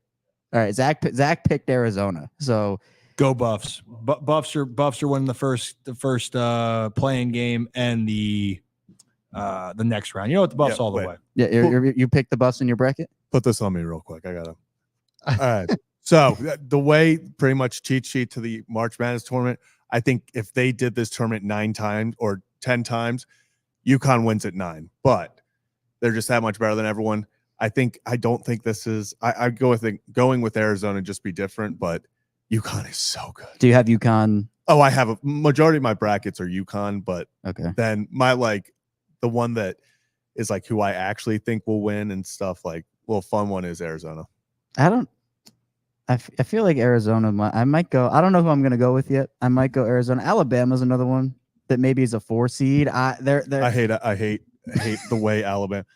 They play no defense. Alabama plays no defense, and it annoys me so much. You're a big defense guy. Well, it's just there's different. I can actually, you know what? Talk about Thursday, we can go up on the. I'll Yeah, go up on the screen. Zach's all about the D, Kevin. Yeah, makes Thursday, I'll go up on the screen and I'll break down the trapezoid of excellence in college basketball, so you all can use that for your picks. I guess that will for gambling purposes throughout it. But yeah, that really started by then. Yeah. But With for me, I look at, especially when it's around the 64, I try to find who's going to upset who, and it's usually like I've always found this. Not always, not 100%, not 100%er. Obviously, nothing's ever 100% when it comes to March Madness. But like, I look at the 12 and 5 seed games and the 11 and 6, and there's always bound to be like half of those being upsets. So I always try to like look at the 12 and 5s and the 6 and 11s to try to see like, all right, what's gonna be some crazy, no name team that's gonna come through and like upset somebody. Like I'm not saying. So, for example, like Wisconsin, James Madison. Could it be that James Madison just like is on one on Friday and takes Wisconsin out of it? only 4 teams in the nation have won 30 games. It's Houston, UConn, JMU, and McNeese State. Yeah, so that's what I'm saying. Like, it could happen, but that's a 12 and 5. You got Texas Tech, NC State. Obviously, I would probably take NC State. This is 6 and 11.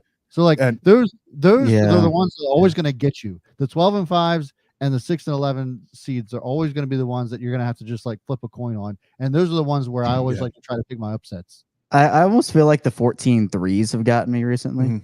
It feels like there's been one 14-3 matchup that I usually always pick the 3s unless like there is a circumstance, but I always pick the wrong 14-3, and it's always like it's the other one. And of course, like the 3 I have going to the Final Four, and it's like, oh, this is my pick if like it's gonna upset the 2 and then go, and it just it never works. Like, never works. Last thing I'll say is I usually don't know. I'm not this informed going into March Madness, but college basketball was 1,000% how I coped with the Ravens loss. So that is why I've watched way too much college basketball when I couldn't go watch football stuff because I just couldn't do it. Yeah, also, like UAB. Okay. UAB, I'm taking UAB over San Diego State. That's a 5-12. Yeah, UAB is a hot team. Yeah. Also, I see Baltimore Get Up asking what cereal's that. It is the Lucky Charms. So I just wanted for the new viewers who did not see the Lucky Charms. Have you eaten any of those Lucky Charms during the show yet? No, I probably should. I'll do it right now, actually. Yeah, now's a good time. Yeah. I will snack while watching Ryan break down Kyle Stowers. And I'll just chew the entire time. Are you good to go? You still? Can you hear me? Can you hear me okay? Yeah. Yeah. Alrighty then. Nope. There we go.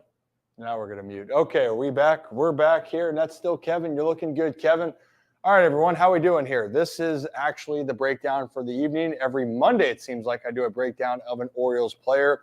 In the past, we've done Jorge Mateo, Ryan Mountcastle, Cedric Mullins, Gunnar Henderson, Grace Rodriguez. But the one we're going to do tonight, by popular demand, because of that big game he had the other day, Kyle Stowers. And Stowie's low-key, maybe it's not even low-key anymore, has had a fantastic spring training so far, and people are wondering why it hasn't worked out for him at the big league level. So I'm going to run you through a little bit of why you should not sleep on Kyle Stowers, a little bit of the context of his situation, and then we'll just keep going from there if that's okay with you. Zach, should we get going?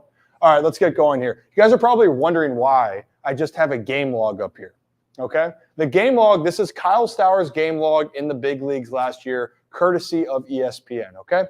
So the first thing I want people to understand is when you make a team, it's exciting. But then also when you make a team and you don't get to play right off the bat, you sometimes get out of rhythm, okay? Spring training ended in March.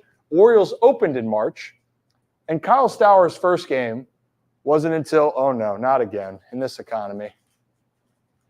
There it is. I don't know why it does that. Okay, we are so back. So here's the thing here. First game Sunday against Boston, okay? They opened up, I believe, on the Thursday prior. So Kyle Stowers' first at bat, and it was one at bat, and it was against Caleb Bort. You're going to see in the video. He was out of sync. And that's going to be a theme here why I think Kyle Stowers had so much struggle is he got out of sync from not playing consistently. He played the second, the third, didn't play again until the 8th, then obviously was not with the team. And then when he finally did start to play some more games in May, personally, I think he got such in a bad place mentally as a hitter. And when you get into the struggles, he only had 31 at-bats in the big leagues last year. That sample size is not very big. To some, that might seem like a lot. But for a season where hitters can go for 600 at-bats in a year or more, 31 at-bats, 30 at-bats really is nothing, okay? So let's keep moving on with this so people can understand a little bit more about Kyle Stowers' year last year. This is his first at-bat of the season. You're facing Ort. And by the way, shadow ball, by the way, if you look at this right now, there's the sun. You're feeling good. Every hitter hates the shadows. And if they say they like it, they're lying because you're trying to pick up the ball going through the sun to a darker place. That is so damn hard to see. By the way, that's your first at-bat of the season. By the way, that's in the 9th inning. 0-2 count. Kyle's going to get a fastball that he's probably not going to pick up too well, and he's going to swing and miss. Here it is. So there's that. This is the other example, though. You're going to see a string. This is when things aren't going well for you, okay? So Kyle Stowers, he strikes out. Kyle had a run of you just need one moment to kind of change your season around or to get you out of a slump. And when things aren't going well, you either miss the ball or you foul away the pitches that you usually drive. And here's a sequence where Kyle's going to foul a ball off right here where he's feeling good. He knows he can drive this baseball, and then he's just going to miss it. And it's going to be a theme, okay? So there's one. All right, tough pitch. Here's another one. All right, middle away, that's a pitch he loves to drive. And yes, he came off the baseball a little bit, but when you're not feeling good and you're missing pitches you can hit, that only frustrates you more, okay? We keep going on. You get the idea right there. Ball's fouled away. Another example right here. Fastball middle in, fouled it off. Timing's off. And everything's about timing. I'm going to come over here for a second. How are we doing? So as a hitter, imagine you're trying to then get your timing down in general. So when you're watching the pitcher, usually when you're playing every day, you have the rhythm, you have how your body moves or rocks, you have that cadence down. When you aren't playing every single day, you get a little bit more tight, maybe you're not as relaxed, and then so your timing and your swing, nothing is together. So you can sometimes be a little bit too jumpy, you can be a little bit too late in your load, whatever it may be, it's going to throw you off, and those are pitches that Kyle can drive that he's just missing, okay? Keep going on here. Kyle's going to end up grounding this ball out here, and it's going to be a slider coming in here. So when Kyle was not fouling the pitches off or striking out, he was then rolling the baseball over because his timing and first move, I'll come back over here again, his timing and first move was not being able to wait long enough back, so all he'd do is roll it over into the ground. And everyone that's played baseball, you've rolled the ball over, and if you haven't, you're lying to yourself. Don't lie to yourself, okay? So for him, the tendency, timing's off, shoulder comes off the baseball, it's going to be a ground out here to the first baseman, okay? There it is. Here's another example. 1-0 count, hitters count here, right? So Kyle wants to be aggressive. He's going to get like a cutter right over the middle of the plate. And when your timing's that much off, he's not going to put a swing that he wants on. It's going to be a lightly hit ground ball back to the pitcher, okay? I mean, that's a cutting fastball. Understand that. But that's a pitch that Kyle on a 1-0 count probably could have had a better swing. Now, here's an 0-2 count. Mitch Keller just had that big deal, by the way. Happy for Mitch. Fastball's going to rise. Kyle again, not going to be able to catch up with it. And it's in 3 pitches, right? So the at-bats maybe aren't as competitive as he wants. That happens too, by the way. But when things aren't going right, more of this type of, you find yourself in more of these situations, okay? So that's that. And then this last one, he had a ground out to the second baseman, same thing, rolling over the baseball, all right?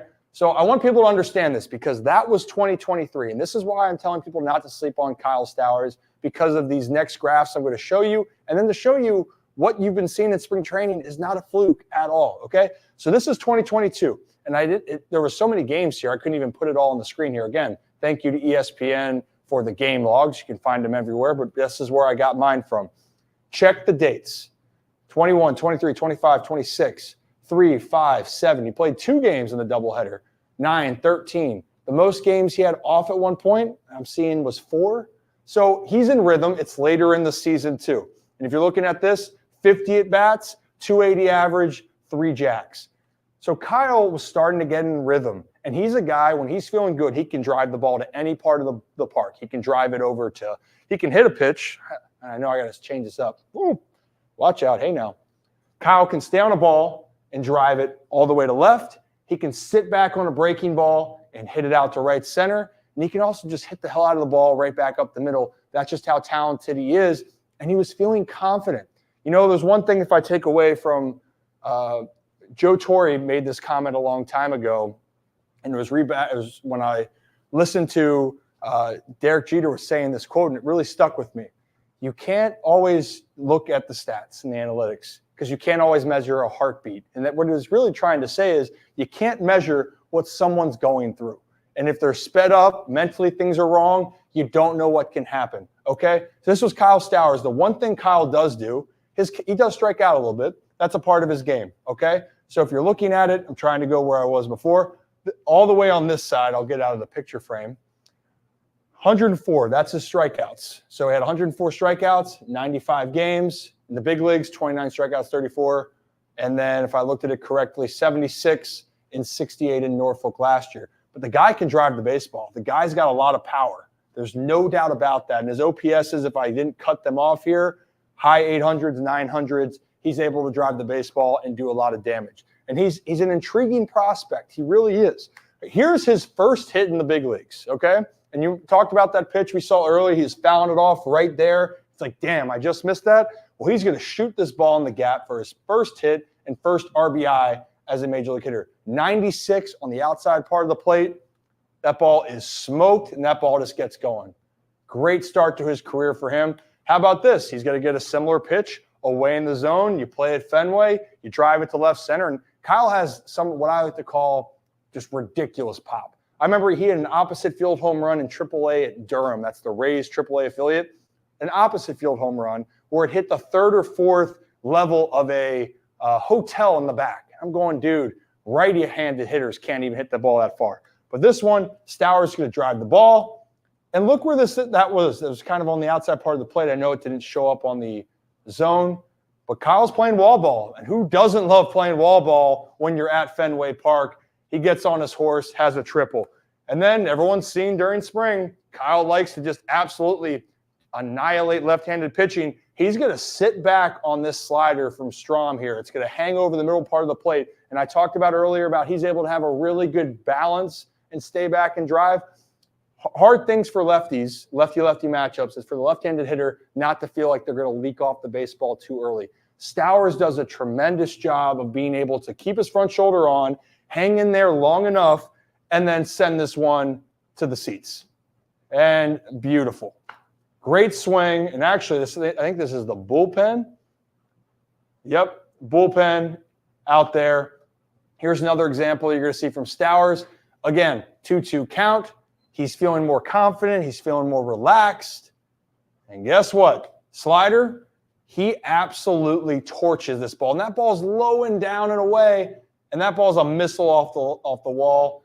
Ties the game up. Double for Stowie. I think this is the one that everyone remembers. Because if you're at this game in Baltimore in 2022, White Sox, Orioles, Liam Hendriks on the mound for the White Sox. And actually the pitch before the White Sox had a chance to win the game, they dropped the ball in foul territory. I was actually at this game. Shout out Gavin Sheets, one of my best friends, plays for the White Sox.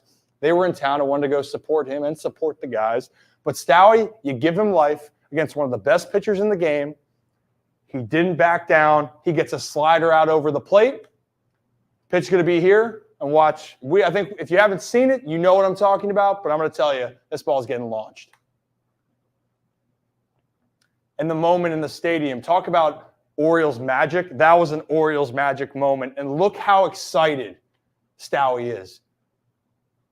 That to me gave me goosebumps because I know how hard he works. I know how great of a person he is. And for the longest time, he's had to battle and grapple with this up and down shuffling with the Baltimore Orioles. His 2022 season to me was a success, and he was trying to find the pecking order. And once you start off your season and it doesn't get off to a good start and you're playing that shuffle and then you get in your mind, you're not as confident, you're missing your pitches, you're going to have a season like Stowers did last year where you're going to be limited in your opportunities because, quite frankly, too, the guys in the big leagues were playing really well. That's not a Kyle Stowers issue. I mean, you looked at with Colton Cowser, he had he had more run up there, but it was a similar situation. When you have guys like Cedric Mullins and Austin Hayes and Santander that are playing really well, it's hard to fit him in.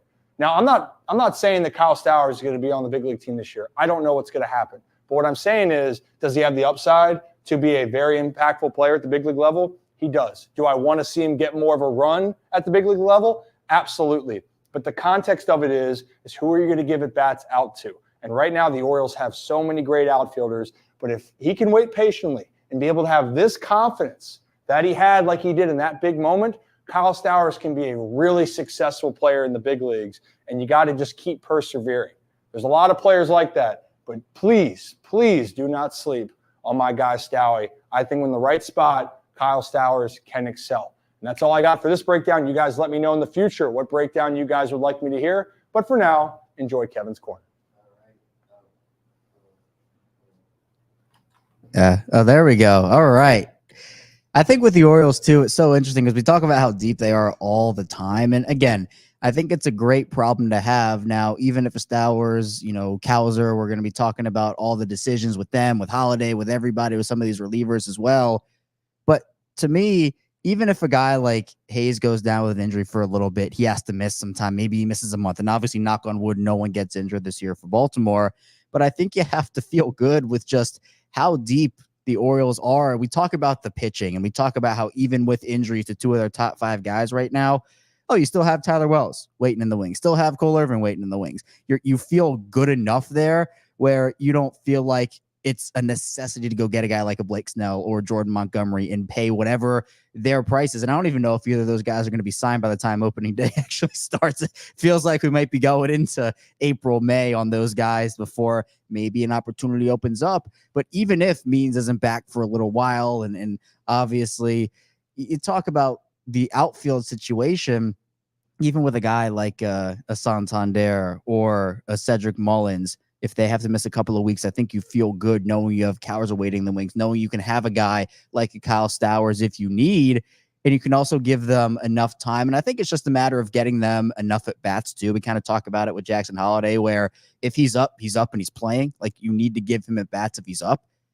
It's a little different with guys, like a Stowers, who with those top 3, those are your 3, but then you also have to find ways, how much does Adley DH this season? Are there going to be opportunities for DHing? It's going to be interesting to see how Hyde manages this rotation of guys, because it's not just a pitching thing you got to manage. It's obviously in the field as well. Baltimore's deep literally everywhere. And I absolutely love it personally. Yeah. Look, the Orioles saw a lot of comments. There's so many hard decisions to be made. Brandon Hyde is going to have to, I think he's done a tremendous job over the years of trying to keep guys fresh. In this case, I know Stowers is a tough situation, the one I just explained, but the Orioles got so much depth, and do not undervalue that depth. I know you're saying, we need to capitalize and go get a main guy right there. Well, yes, at the right time. That move they finally did was Corbin Burns, but you have so many pieces that you still really like, and they don't have to make that move yet, right? They don't have to push it out there just yet. Also, I want to shout out, I think Rick. Oh my goodness. From the beginning, Rick. Yeah. Rick. Our guy. Appreciate you, Rick. Is it because Rocco's not here, or are we really doing a great job? I love Rick's story. He's been posting a bunch of cool cars, and Rick, I enjoy it. Keep doing. Hell yeah, Rick. And Rick, we appreciate you. You've been one of our first listeners from the start, and we really do value that. And we value everyone along the way, whether you just are joining in tonight, whether you've been with us from the beginning. We appreciate everything you guys have done for us. We're trying to grow this out here. Kevin, what you got for us? This was Rick's comment with the donation. I think he just didn't put it actually with it. Well, hell, Rick, I will go. Sure. Yeah, absolutely. Even better. Love you, Rick. And then Houston had a where's Houston? Houston always coming with the bangers, even though it is at my expense. I will put it on the screen. You're a good kid, Kevin. Where is it? I clicked it. It's not. Oh, there we go. I'm starting the growth, the muscle swole growth plan with this. I really think we should make a ripped with Rip segment. Maybe we just put it in the back and we continue to work on that. Even cooler. Oh, I yeah. didn't realize, Rick, that those were all that's sick. Oh, that's awesome. That's sick. Yeah, no, he's got a really cool, like a bunch of cars that he has been posting recently. Yeah, I enjoy those. Thank you, Rick. Hey, Rick, thank you. And for everyone else out there, we really appreciate you. Hit that like and subscribe button. I know we're wrapping up here in a second. Hit that like and subscribe button. If you're on X, hit that follow button. And we'll do it around real quick. We got at Chaos Striker 34. I was getting my lucky charms. You caught me. Oh, there we go. The box that's bigger than the kid. There it is. And he's a good kid. And then we have at Zach Bollinger 18. Got it. You got at Ryan Ripken here, and behind the scenes, you got Own the Chaos, Brad Smith. Don't forget about Brad, who makes all this happen, by the way. Oh, yeah. Guys, can we get a little appreciation clap for Brad in here? All the Hey, grind in the fellas. behind the scenes. He literally, Brad is trying to get the clips out. He's trying to get the polls going and get everyone out there engaged. So, Brad, we appreciate what you're doing. Any other final thoughts, Brad, before we wrap this up and get out of here? I don't think so. I'm just pumped for opening day. I can't believe it's almost a week away, and let's keep grinding. We actually had a decent night tonight, viewership wise. So shout out to you guys too for watching the show. Yeah, we appreciate that. So like I said, we do this every Monday and Thursday, and we're going to add in another day to make sure we can get you all of the coverage that you want. And we're going to try to touch on so many things. You know, we're going to have times we're going to have some fun with Kevin. Don't think I didn't see you using that as a pillow. What? You're on camera just holding them. Well, no, Kevin's head was like resting against it. He was like here, just hanging out. But you're a good kid, Kevin. We appreciate you. But we're going to have a lot. We need to cover so much, and the Orioles are going to take up a lot of time, obviously, but we want to make sure we have enough coverage for everything you guys want to hear. A lot more Orioles breakdown as we come. So that's why the schedule might change, but we'll try to keep things as routine as we can for Mondays and Thursdays. We are thinking about another day. The day that was thrown out there was Sunday. So just keep that on your radar for those that are tuning in. We have more giveaway ideas and possibilities, not possibilities. They will be happening in the future. So stay tuned for that. We have a Discord group that we're going to keep trying to work on how to work that puppy, but we want you guys in there. We'll post more on social media about that. So if you guys are listening on audio, YouTube, we're available. We're in the Discord chat to listen. And lastly, I'll mention it again. Get in the March Madness with us. Come join us. It's absolutely free. To be eligible to win, you just have to follow me, the Iron Rooster Restaurant on X, and follow the show at Ryan Ripken Media channel, The Ryan Ripken Show. That's all you need. And if you win, you get $200 of breakfast, lunch. You want some booze, whatever you want at the Iron Rooster, you got it. Come join us. It is, again, absolutely free. All right. Link guys, is pinned to the chat right now. Link is pinned to the chat, or we will be posting it on the social media constantly. So do not miss out on that. All right. I think it's time, guys. I think it's time to cue the music. Cue the music, baby. And let's get on out of here. Hell yeah. Here we go. Oh, the lucky chump. I love the beat drop. And for all of us here at the Ryan Ripken Show, as always, have a day, have a night, and we will see you next time for another edition of the Ryan Ripken Show.